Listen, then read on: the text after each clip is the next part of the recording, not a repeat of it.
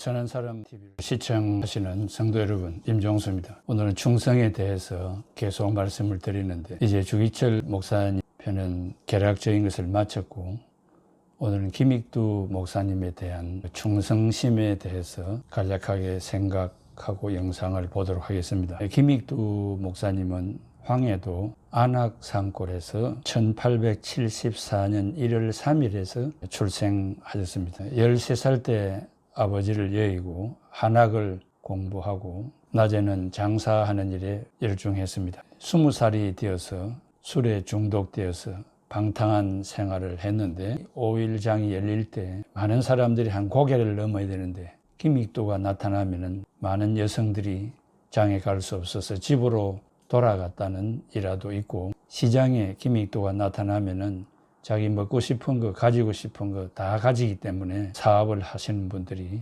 굉장한 어려움을 겪었다는 일화도 있습니다. 27세가 되었을 때 1900년 1월에 안악교회에서 부흥회가 열렸습니다. 그때 마침 코가 큰 서양 선교사 스왈론 과관년 목사님이 오셔서 영생이라는 설교에 큰 은혜를 받고 회개하고 새 사람이 되어서 스왈론 목사님에게 세례를 받았습니다. 김익두 목사는 1901년 재령읍교회 전도사로 첫 발을 내디뎠고 10월에 신천이라는 면소재지로 옮겨서 장터와 길거리에서 예수 그리스도의 복음을 전거하다가 많은 수모와 핍박도 받았습니다. 그런 가운데 세 사람이 나도 예수 믿겠다 하여서 기초가 되어져서 교회를 설립하게 되었는데, 당시에 잘 살던 부자가 800원의 거액을 헌금해서 땅을 사고 예배당을 지었는데, 이것이 평생 심우하고 마지막 생애를 종식했던 신천교회였다고 합니다. 그는 교육과 함께 1906년 평양 장로회 신학교에 입학을 해서 4년 후에 제3회로 졸업을 하고 1920년 예수교 장로회 제9회 총회에서 총회장으로 피선이 되었습니다. 김익두 목사님은 사람을 치유하는 신유의 은사를 하나님께로부터 받아서 1920년 6월 31일 평양 근교에 7교회가 연합해서 부흥 집회를 했는데, 그때에 한 6,000명이 회집을 했다고 하고, 10월에는 서울 인사동에 있는 성동교회에서 10월이면 제법 쌀쌀한 날씨인데도 불구하고 1만여 명이 모여서 예배당 안과 예배당 밖 마당에 자리를 깔고 앉아서 설교의 말씀을 경청했다고 합니다. 1930년대에 와서 그는 그 집회를 하지 못했습니다. 그 이유는 1940년 일본 경찰에 의해서 교인들과 함께 강제로 신사참배를 억지로 해야 하는 그런 수모도 당했다고 했습니다. 그 후 해방과 함께 북한 공산당의 강요와 김일성의 외조부 강양욱 목사의 꾀임에 넘어가서 조선기독교연맹에 가입하고 또 총회장이 되었습니다. 이것은 글로 기록이 되어져 내려오는지 잘 모르겠습니다만은, 그러한 역사가 자원하는 마음으로 되었다면, 육체의 생명을 연장하기 위하여서 의용 기독교 단체에 가입하고 총회장이 되었다면 비난받아 마땅하겠으나, 그것은 당시에 공산주의자들의 강압과 회유로 이루어진 것이기 때문에 그 역사를 가지고 김익두 목사님의 전 생애를 평가하는 것은 잘못되었다고 본인은 생각하는 것입니다. 1950년 10월 14일 공산당의 잔재 세력에 의해서 당회장실에서 총탄으로 순교하였습니다. 김익두 목사님은 집회 시마다 하나님이 신유의 은사를 주어서 많은 사람들에게 안수하여 병을 고치곤 했습니다. 우리나라를 비롯해서 만주와 시베리아 776회의 부흥회를 인도했다고 합니다. 2만 8천여 회의 설교를 하였고 150여 개의 교회를 개척을 했다고 합니다. 그의 집회에서 백남을 얻은 사람이 1만여 명에 이르렀다고 합니다. 그의 설교를 듣고 회개하여 신앙생활해서 목회자가 된 사람들이 200여 명이나 된다고 합니다. 비록 비하 중에 있는 일하이긴 하지만 구소련의 지지를 받아서 북한을 점령한 김일성이 신자들의 자유를 억압하고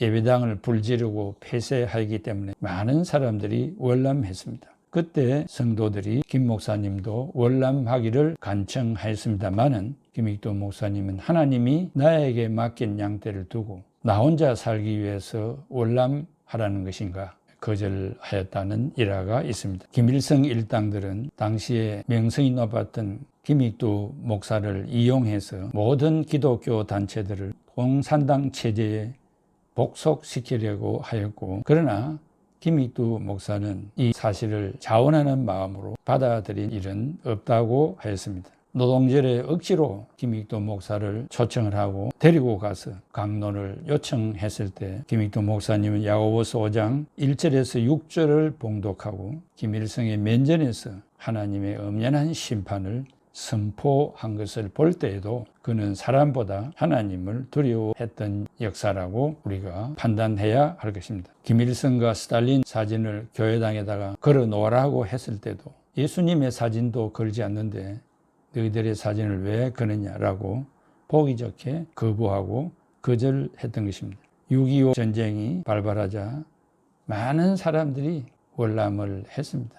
500여 명의 성도들과 함께 주의를 잘 지키고 전도운동을 많이 하였으며, 나아가 1950년 10월에 유엔군이 평양을 북진해 온다는 이야기를 듣고 새벽 기도회에 참석한 성도들에게 이제 잃었던 자유를 다시 회복할 날이 얼마 남지 아니했으니 더 열심히 기도하자고 하고 두 손을 들고 축복 기도를 하고 개인적으로 기도하는 가운데 당시 공산당원 인민군 병사가 교회를 습격해 와서 성도들을 난사하여 죽이고 김익도 목사님을 당회장실로 유인하여 기관총을 쏴서 죽였던 것입니다. 거기에서 순교의 제물로 하나님 앞에 갔습니다. 그때 나이가 76세였습니다.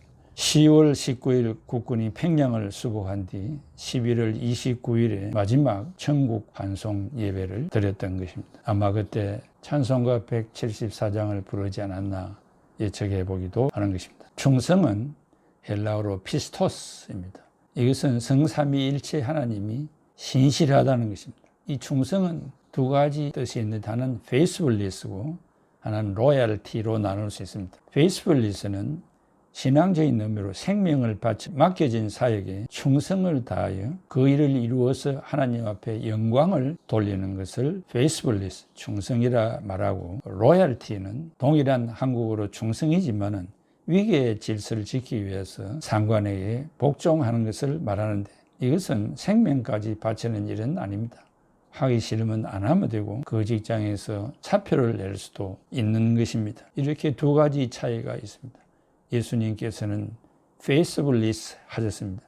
요한복음 17장 4절에 아버지께서 내게 하라고 주신 일을 이루어 아버지를 이 땅에서 영화롭게 하여사오며, 이것이 바로 충성입니다. 우리는 예수 그리스도를 믿고 하나님 앞에 얼마나 생명을 바치는 충성을 하였는지 되돌아보아야 할 시간이 왔다고 생각합니다. 충성은 매사에 신실하게 일하는 것이고 죽음을 동반한 일이며, 그렇게 한 이후에는 하나님으로부터 큰 상급이 있다고 성경은 말합니다. 주차장을 정리하고 부엌에서 땀 흘려 식사를 준비하고 대청소를 하고, 이 모든 일은 생명을 걸 만한 일은 아니지 않습니까?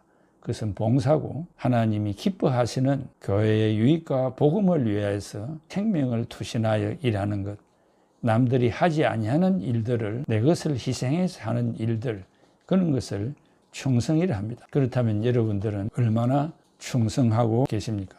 김익두 목사님은 다 우리가 알 수는 없지만 하나님으로부터 받은 목사라고 하는 성직자의 소임을 지키기 위하여서 생명 바쳐서 충성한 정인으로 저는 판단하는 것입니다. 남한에서 신사참배, 이것을 자원해서 한 사람이 어디에 있겠습니까?